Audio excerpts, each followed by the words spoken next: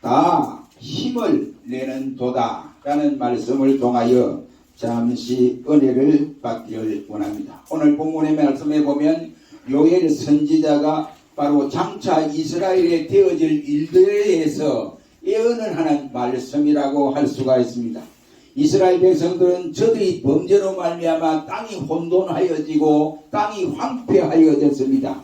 그 땅에 하나님의 저주를 받아서 이렇게 되어졌다라고 소개를 하고 있습니다. 그런데 여기에 희망이 생겼습니다. 어떤 희망이 생겼느냐?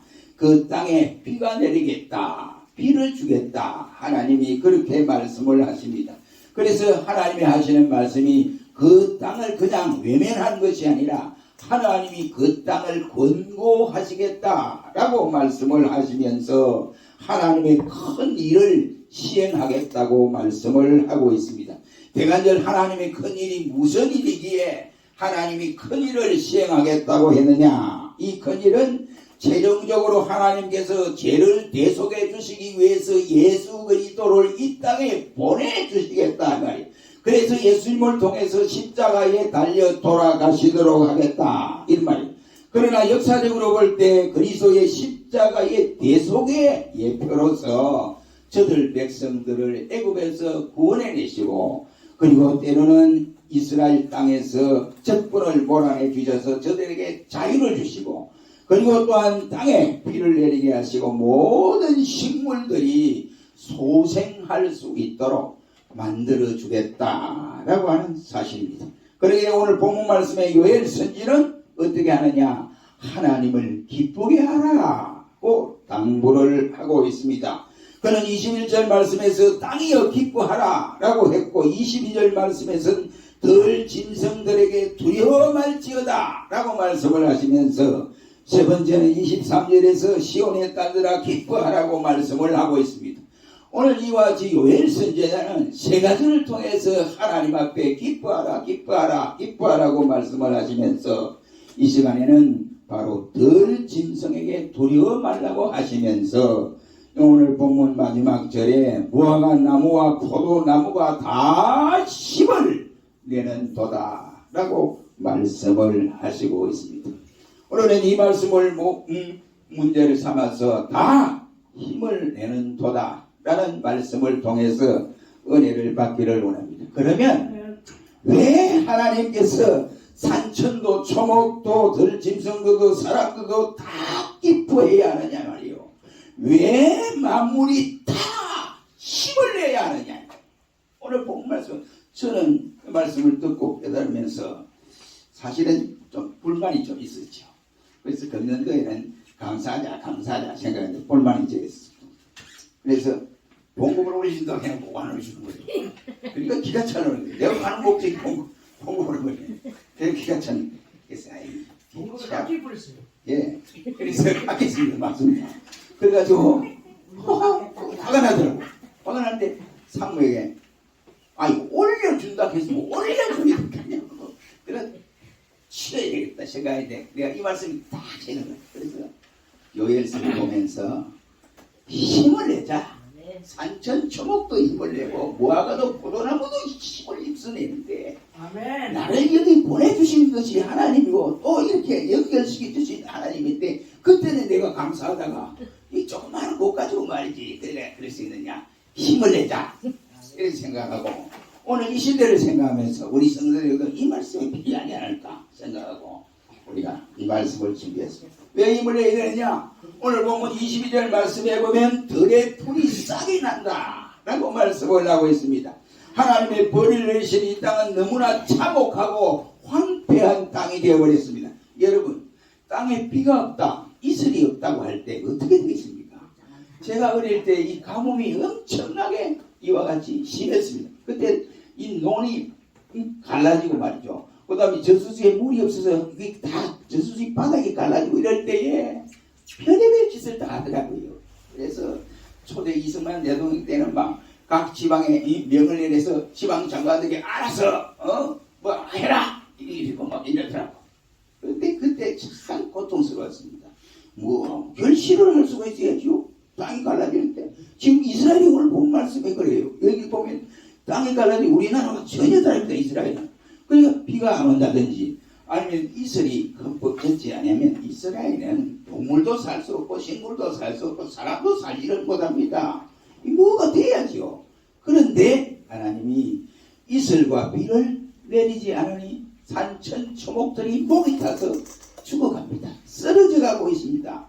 그나마 조금 식물들 남은 식물이 또 갑자기 메뚜기 떼가 와서 갈라버립니다. 그리고 팥종이가 와서 갉아먹고 넛이 가서 갉아먹고 황충떼가 몰려와서 뿌리까지 싹 다 갉아먹어요. 그니 먹을 것이 이제 더 이상 뭐 식물, 동물 뭐 될 게 없어요. 사람까지도 먹을 것이 없습니다.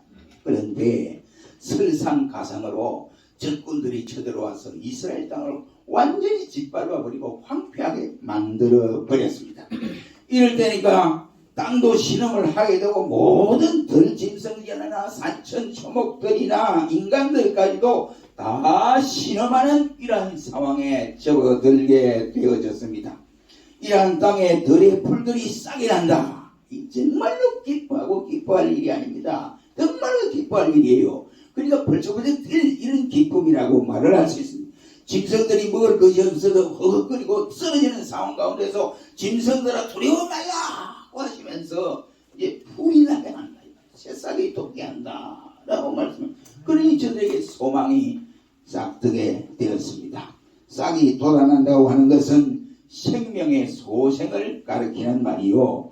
나무가 이와 같이 이 보면 나무가 우리가 길러다 보면 또 손을 보다 보면 겨울이 되면 바짝말라서 가죽 잎도 다 떨어지고 이 죽은 것 같은데 봄만 되면 거기에서 싹이 톡 튀어나오고 그렇게 해서 사는 모습을 그때 여러분 기분이 이야 앙상한 저 가지로 싹이 톡 터져 나오는 거 보니까 이야 살았구나 우리 인생도 저래 돼야 되지 않나 이런 생각 들지 않습니까? 그때 어땠습니까? 싹 나는 거 보고 에이 죽어라 이게 왜 싹이 났어 이렇게 생각하는 사람은 아무도 없으리라고 생각합니다. 바로 이 이스라엘에 바로 이런 형편이 다가왔습니다.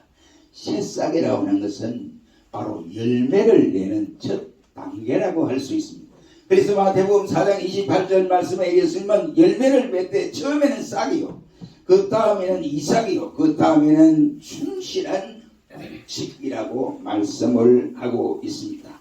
여기에 보면 씨를 심어서 새싹이 나오면 일단 성공한 것으로 생각하고 거기에다가 열매를 바라보면서 걸음을 든다든지 이렇게 농부는 열심히 일을 합니다. 좋은 열매를 맺을 수 있는 좋은 나무는 처음 올라오는 싹이 바로 건장해야 돼요. 그렇게 좋게 나는 이와 같은 싹이 돼야 농부에게 기대할 수가 있습니다. 그러기에 많은 우리의 선조들이 말하기를 장래성이 없는 아이를 잃어서 저놈 자식 저거 싹수가 돌아다 이런 말을 하지 않습니까? 마찬가지로 새싹은 복음의 씨앗이 사람들의 마음속에 심기워져서 깨닫게 하는 표정으로 이해할 수가 있는 것이 오늘 본문의 말씀입니다. 이사야 55장 10절 말씀에는 말하기를 비와 눈이 하늘에서 내려서 다시는 그리로 가지 않고 토지를 적시어서 싹이 나게 하며 열매가 맺게 하여 파종하는 자들에게 종자를 주며 먹는 자에게 양식을 준과 같이 내 입에서 나가는 말도 헛되이 내게로 돌아오지 아니하고 나의 뜻을 이루며 나의 명하여 보낸 일에 형통하리라 고 말씀을 하고 있습니다. 하나님의 입에서 나오는 말씀은 다시 하나님의 입으로 돌아가지 않는다 이런 말입니다. 하나님의 말씀이 택한 받은 성도들의 심령에 심기워지기만 하면 반드시 싹이 나게 해주겠다라고 하는 말씀이 되겠습니다. 여러 가지로 인해서 가진 고난과 어려운 가운데서도 걸어갔던 우리의 앞서간 선인들이나 특히 사도 바울 같은 이는 이 복음의 씨앗을 심령 속에 심기 위해서 숱한 고생을 했습니다. 그는 고생을 하는 가운데도 그는 한 번도 짜증을 내거나 괴롭다 힘들다 이렇게 말한 일이 한 번도 없습니다. 그는 바로 고린도전서 3장 6절 말씀에 나는 심었고 아볼로는 물을 주었으되 자라나게 하시는 이는 하나님이다 라고 말씀을 하시면서 심는 이나 물을 주는 이는 아무것도 아니로되 오직 자라나게 하신 이는 하나님이라고 고백을 하고 있습니다. 우리 인간들이 아무리 많이 심고 또 좋은 씨를 심었다 할지라도 그 새싹을 트게 하고 나게 하시는 일은 하나님 자신이다. 이러한 말씀이 되겠습니다. 예수님께서 마태복음 13장 3절 이하의 말씀에 보면 그 유명한 씨 뿌리는 비유의 말씀을 하시고 있습니다.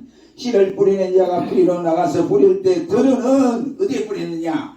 길가에 떨어지네 새들이 와서 먹어버렸다 라고 말씀을 하고 있습니다. 우리의 마음밭에 길가밭과 같은 마음밭이 있다는 말이 되겠습니다.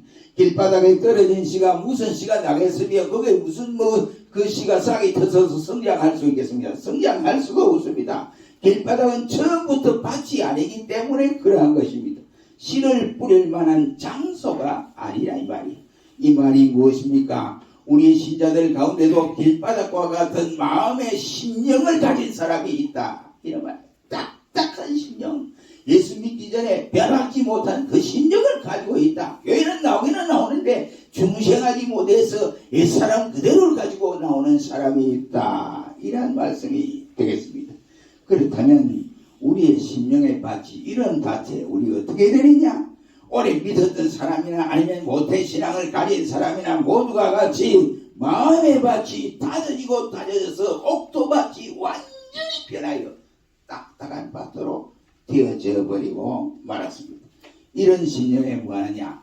하나님의 말씀의 씨앗이 떨어짐으로 그 싹이 돋고 그렇게 움이 터져 나오기란 대단히 힘이 들고 어렵습니다. 그러니까 우리의 심령의 밭을 잘 관리해야 할 책임이 예수 믿는 우리 신자 스스로가 있다. 이런 말이 되겠습니다. 길가밭에 씌워진 씨는 마태복음 13장 19절 말씀처럼 아무나 천국 말씀을 듣고 깨닫지 못할 때는 악한 자가 와서 그 마음에 뿌리놓은 것을 다 빼앗나니 이는 길가에 뿌리온 자요 라고 말씀을 하고 있습니다. 여러분, 말씀을 듣고 깨닫지 못하면 싹이 돋아나지 않습니다. 신앙의 성장이 없습니다. 멈춰버리고 만다 이란 말입니다.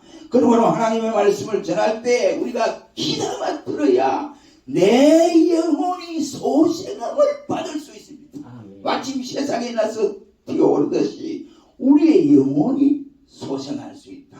이런 말이에요. 두 번째는 22절 중간절에 나무가 열매를 맺으며 라고 말씀을 하고 있습니다. 유다는 인간이 저주받은 상황을 가리켜서 열매 없는 건 가을나무라고 이렇게 말씀을 했습니다. 그리고 나무가 열매를 맺는다는 이 말은 하나님의 저주가 풀렸다는 말이에요. 그리고 이것을 보라고 나무가 열매를 맺는다는 것은 나무가 성숙하여 자랐다. 이런 말씀이 되겠습니다. 나무가 건강하다는 증거가 됩니다. 어린 나무는 열매를 맺을 수 없어요. 그리고 건장하지 못한 나무도 절대로 열매를 맺을 수가 없습니다. 이처럼 우리 성도 역시도 마음밭에 이와 같이 성숙해지면 우리가 믿음을 가지고 성숙해지면 우리가 자라나서 열매를 맺을 수가 있습니다. 그래서 신앙이 건전해야 열매를 맺을 수 있다. 이러면 오늘 이 시대는 너무 안타까운 시대예요. 고신에서 후배가 전화가 왔습니다. 목사님 큰일 났어요. 왜 큰일 났는데 그랬더니 하는 말이 고신이 이상해졌어요. 이상해진 건 뭐 벌써부터 이상인데 옛날부터 그랬어. 내가 그랬더니 옛날부터 고려져서 6장부터 이상하게 해석을 해가지고 이상한 게 그때부터 됐어. 그랬더니 하는 말이 고신의 관상학을 신학에서 배워야 됩니다. 이런 말이 나오대요. 어느 목사의 입에서 그건 입주둥이 말이야. 괜찮아. 입주둥이에서 그런 말이 나오니 모르겠어. 목사의 입주둥이에서 왜 관상학이 나오냐 말이에요. 관상학이. 그것도 신학교에서 우리 관상학을 가르쳐야 된다 이래요. 그런데 내가 다 됐어. 이미 다 됐어. 고려서 6장에 벌써 주장할 때부터 다 됐어. 그래 지금 이제 끝이 났어. 정신 차려 이 목사야. 그랬더니 아니 그런 소리 나오는데 속이 안 미치겠어요. 이래요. 누가 그런 소리 했는지 모르겠어요. 저건 그 목사가 그런 말이에요. 관상학을 신학교에서 배워야 된다 이래요. 가르쳐야 된다 이래요. 정정해 정정이. 기가 잘 노릇이요. 예수님의 10계명 가운데 1계명, 2계명, 3계명을 범하는 것이요. 이것이 신사참배의 한 사람과 뭐 다르냐 이거. 그거보다 더 악합니다. 신학교에서 그걸 가르치는데 이 말이 되냐 말이에요. 이랬습니다. 지금 자꾸 변해져 갑니다. 신학이 변해져 갑니다. 그러니 그것을 받아먹는 신학생들이 무슨 신학의 열매가 있으며 그 신학생들이 어떻게 목회의 지도자로서 감당할 수 있겠느냐. 열매 없습니다. 신앙의 이 열매는 행위로 나타나요. 행위로. 믿음의 행위로 나타납니다. 우리가 믿고 회개하였으면 행위로 나가야 열매를 맺게 됩니다.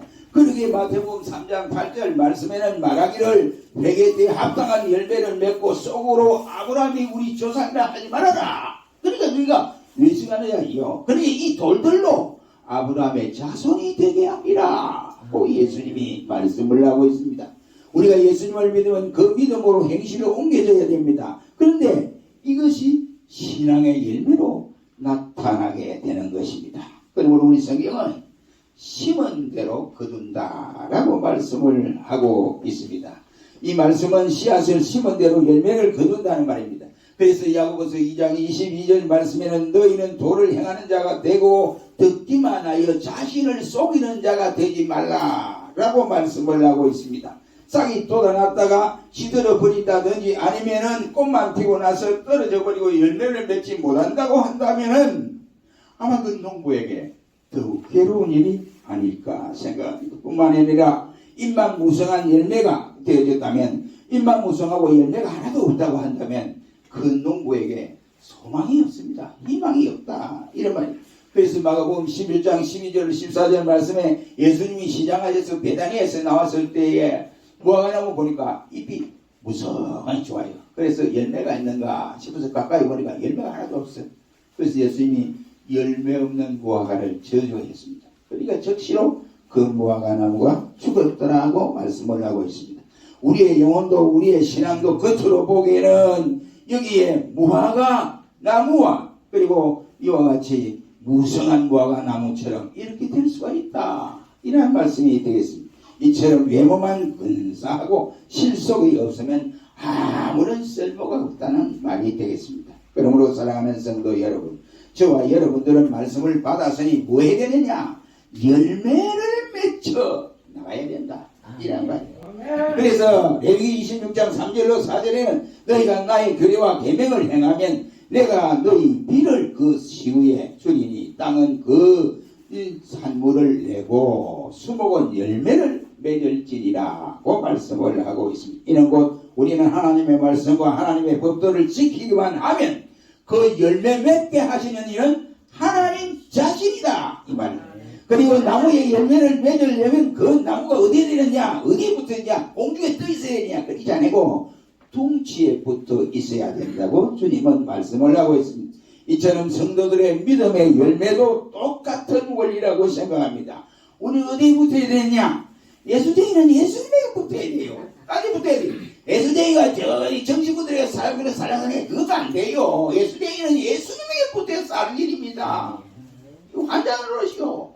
그러니까 예수쟁이가 예수께 붙어야 돼. 예수께 하고 어떤 데 붙어요? 돈에 붙고 권세에 붙고 명예에 붙고 야단 법석들입니다.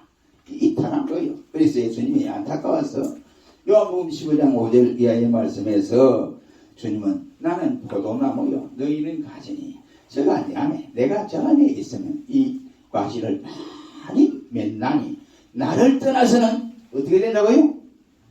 열매 맺어요 없어요? 없어요. 열매를 맺을 수 없어요.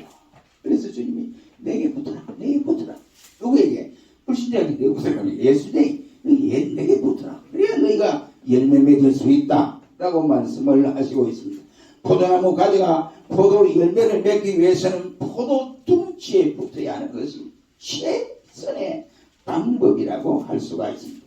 이와 같이 우리 성도들도 신앙의 열매를 맺기 위해서는 세상 끝날까지 예수님께 꽉 붙어 있어야 한다. 이라면 다만 말라 죽을 뿐 예수님 곁을 떠나버리면 말라 죽습니다. 결과는 기대할 수가 없습니다. 그러면 우리가 그리스도 안에서 붙어있는 방법이 뭐냐 이 말이에요. 그것이 바로 예수 그리스도의 말씀에 순종하는 길입니다. 요한복음 15장 7절 말씀에 너희가 내 안에 거하고 내 말이 너희 안에 거하면 너희가 무엇이든지 원하는 대로 구하라. 그리하면 다 이루리라고 말씀을 했습니다. 이는 곧 예수 그리스도의 말씀이 내 귀를 통하여 들어오고 그 들어온 말씀이 내 가슴에 쌓여지고 또 내 안에서 그 말씀이 생동할 수 있도록 그 말씀을 가슴에 안고 살아가야 돼요. 받자마자 우리 오른쪽으로 듣고 왼쪽으로 버리고 그건 안 돼요. 신앙이 자랄 수 없습니다. 열매도 맺을 수 없습니다. 그렇다면 마음의 열매, 말씀의 열매는 예수님께 붙어서 그 말씀 그대로 잘 받아들이고 가슴에 새기고 그대로 실천하면 열매는 자동적으로 맺게 되어 있습니다. 믿음의 열매를 금년에 많이 맺히기를 주의 이름으로 축원합니다. 마지막으로 3절에 22절 하반절에 말하기를 무화과 나무와 포도나무가 다 힘을 내는 도다 라고 했습니다. 하나님께서 그 땅의 모든 식물들을 돌아보시고 마음이 뜨거워졌습니다. 그래서 하나님은 초자연적인 권능을 통해서 비를 내리시고 모든 병충에서 보호해 주셨습니다.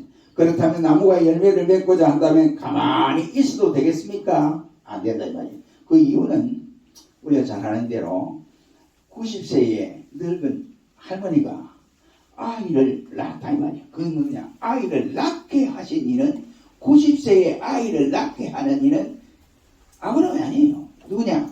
하나님 자신이다 이 말이에요.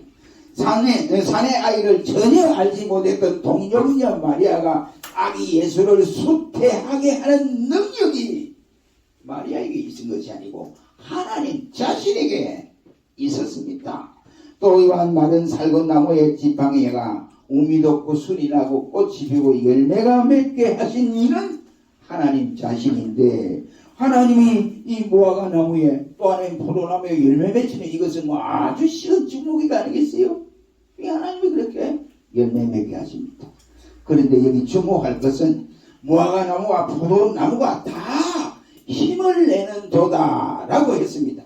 무화과와 포도나무가 가만히 있어도 열매를 맺게 될 터인데 왜 함께 힘을 내느냐 말이에요. 세상이 포릇포릇 돋아나고 여러 가지 이제 소생하는 이런 상황에서 이런데 가만히 있어도 지들 살기인데 말이죠. 왜 힘을 내는 도다 했느냐. 하나님께서 내려주신 이른 비와 늦은 비를 저들이 맞고 그날 이와 같이 가만히 있는 것이 아니라 다 함께 힘을 내자. 우리가 싹을 덮고 그 다음에 우리가 열매를 맺기 위해서 온갖 힘을 다 기울이자 이런 말씀입니다. 이는 곧 세상에서 아무런 감각도 없고 의식도 없고 움직일 수도 없는 다시 말해서 지정의가 없는 나무들도 은혜를 입어놓으니까 저들이 서로 살려고 힘을 내자 이러한 판국에 예수 그리스도를 나의 구주로 고백하고 살아가는 신자들이 어려운 상황에서 힘을 내지 않으면 되겠느냐 이 말이에요. 그러니 저 아무것도 모르는 지정의가 없는 나무를 보고 부끄러워할 줄 알아요. 여러분 여기 다 함께 힘을 낸다는 말은 안간 힘을 다했다 이 말이죠. 나무가 안간 힘을 다하고 있다 이러면 그렇다면 이 말씀은 무화과 나무와 포도나무가 살아보려고 열매를 맺어보려고 안간 힘을 다 쓴다는 말입니다. 그렇다면 여러분들은 어떻습니까? 이 어려운 시대 코로나 시대가 길면 자꾸 장기화되어 가니까 여러분은 어떻느냐 말이에요. 그러므로 우리는 하나님께서 우리에게 이른 비와 늦은 비의 은혜와 주셨으니 우리가 이 은혜를 받고도 하나님이 원하시는 열매가 무엇인지를 모르고 열매 맺기를 못하고 있다면 하나님이 우리를 바라보실 때 어떤 모습으로 바라보시겠습니까?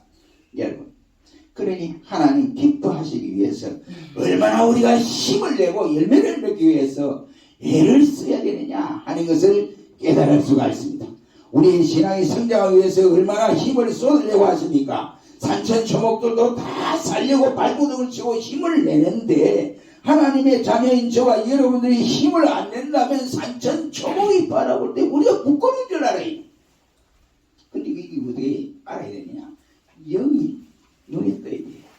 영의 눈이 뜨지 못하면 돌아가는 세상 돌아가는 방법도 모르고 아무도 모르는 하나님 뜻이 무엇인지도 알지를 못합니다.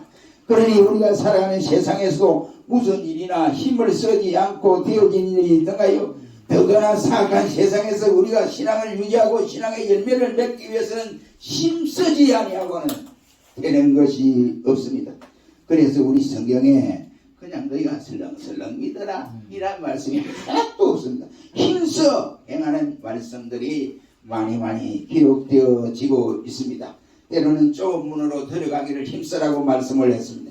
그리고 너희가 덕을 세우기를 힘쓰라고 했고 주의 일에 더욱 힘쓰는 자들이 되라 등등 힘쓰라는 말씀을 강조하고 있습니다.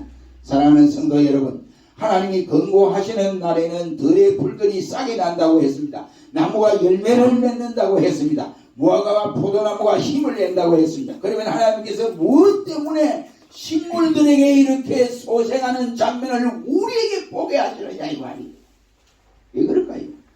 하나님의 영광을 위해서 싹이 나게 하시고 열매를 맺게 하시고 다 힘을 내게 하셨습니다. 그러나 하나님께서 당신의 자녀들을 깨우치기 위해서 풀 한 폭이라도 살리시고 또 짐승이나 곤충 한 마리라도 다 동원해서 깨닫게 하신다 이 말이에요. 그 예로 무지한 발람에게 나귀의 입을 열어서 깨닫게 하셨습니다. 그리고 노아 홍수 시대에 홍수를 내서 이 죄많은 세상 죄악에서 먹고 마시고 사는 사람들에게 깨닫게 만들어 주었습니다. 소돔 고모라의 유황 불비를 내려서 저들에게 깨닫게 했습니다. 이스라엘 앞에 메추라기 떼를 갑자기 내려서 저들이 왜 이 메추라기가 이와 같이 왜 곡식을 다 깔아먹지? 이거 깨닫게 하시는 거예요. 그러면 하나님은 오늘 저와 여러분에게 깨우치기 위해서 오늘 본문에 나타난 말씀대로 무화과 나무와 포도나무와 산천초목이 다 힘을 내게 하시는구나 라고 받아들여져야 됩니다. 그들의 식물들에게는 구원이 있습니까?